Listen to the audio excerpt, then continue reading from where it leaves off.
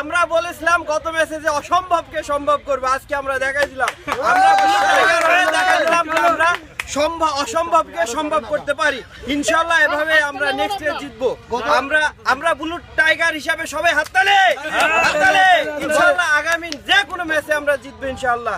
Thank you সবাইকে। শুভর ব্যাপারে আপনার অভিমত কি?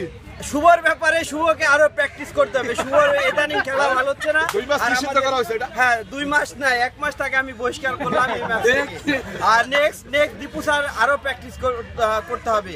সো একে আজকে এই পর্যন্ত আমাদের কমান্ডার ভাই নজরুল ভাই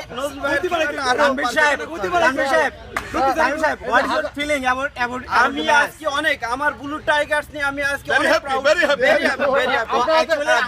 আমরা তো প্রথমবারের মতো জয় পাইলেন, বলেন কি কারণে এই জয়টা পাইলেন? এই জয় পাইলাম আমাদের কনফিডেন্সের উপর। আমাদের কনফিডেন্স ছিল যে আমরা আজকে পারবো।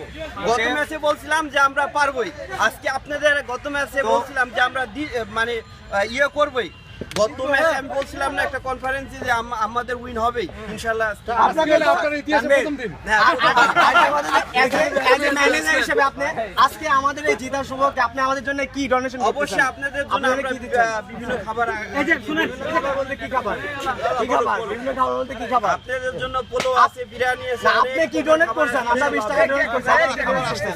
আমরা 20 টাকা ডোনেট করছি।